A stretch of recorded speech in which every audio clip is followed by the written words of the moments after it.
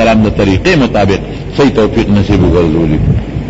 یو مرګري دی داغه د خلی اپریشن دی او دعا وتو کې رب العالمین ورتا د اپریشن کې سروق صحت او رب العالمین نصیب کی. یو کس ساروی قربانې له اغشتي وي او اوس په ملګری ناراضه دي، آیا اوس دا ساروی واپس خرڅولی شي کنه؟ نو کدا مالداری چا چې اغشته دي مالدارانی نو خیر دی خرصولی شي، دا غی پا زیبل غشتی شي، خو خبر نه ده خدا دا کس عیب پکینی نو پا غیر قربانیو کی، پا دیر پی نکی گی رکوٹی وی نو کم کسان دی پی قربانیو کی، او که غریبی او اغشتی وی نو مدق قبالا لی بیا بدلولی نش. روزگار دا پارا دعا غوڑی اللہ دی ولا صحیح روزگار ورکی او دا حلالو معشوم نا جوڑا دا اللہ دی ولا شفا ورکی، جو کسان جیل کی دی اللہ دی راخلاص کی، کسوک صدقہ خیراتو کی پخپل ام خولی شی پا بل ام خولی شی.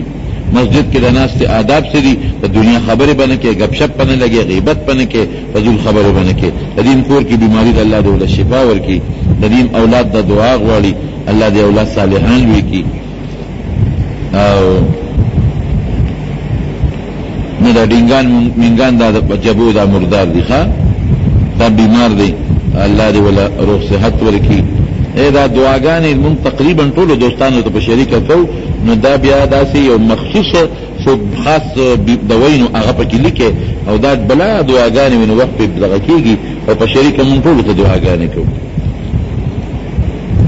او پینټ شرټ اغوستل څه جرم نه دی که سړی په سکول کالج کې اچي، په اسلامي لباس هم ګورې نه دی، اسلامی لباس هم نه دی. نو زه خو اکثر وایم په هغه سکول کالج کې تاسو سبق وایئ چې کم از کم اسلامي لباس خو وي. سلو دا پارا شریعت تا سمر چاندی درینی میں سلورنی میں ماں سے چاندے نہ زیاد سڑی گوتا نشی استعمال اولی معشوم دا پیدائش دا پس او بالکل سر خرائل تا خو سر پریکول لکلی دی، سر سوک دا معشوم پریکای نا،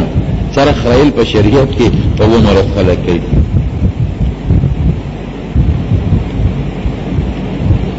خواہ زر اوک دعا برتو کدیوی دا من بابا جی آدھے چاہے میں خوب کلی دلیو نو وی تیرا تیار کی چاہتا ہوا چاہتا دوا دیتا ہو خدا دی عالم بولتا وقت یو قاری سے ضروری بیمار دا اللہ دی ولا شفا ورکی او بلا زنانا دا چاچے پدی چٹونو کے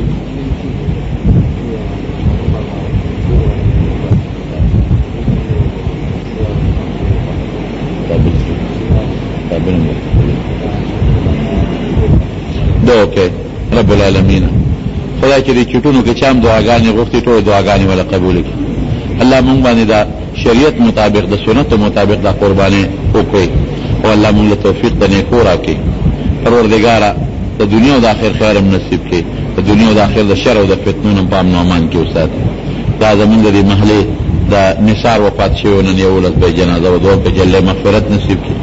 حکمت منزل خندي کې دا علمگیر مورث دی والده وفات شوی، رب العالمین دا غیب مغفرت نصیب کی او جنور سمر مردگان وفات تے اللہ دا طول مغفرت نصیب کی. او دا بل یو مرگره دے دا غیب والدہ وفات شوی دا اللہ تعالی دا غیب مغفرت نصیب کی. اللہ سمر بیمارانی طول شفا ورکے، اللہ جسون قرضداری دا رخ صحتون دا غیب دا حلال روزی نصیب کی. او اللہ تعالی زمون کشر کل زمون بچی دا لوفرو دا جن نم ساتے، خدای دا بغضانو دا بغضون نمو ساتے، دا حاسدینو دا حسد نمو ساتے، دا شریانو دا شر نمو ساتے، دا سکیمرانو دا سکیمونو نمو ساتے. خدای کمون تا زمون بچو تا زمون معلوم تا زمون دین تا زمون ایمان تا زمون شریعت تا زمون اسلام تا زمون ملک تا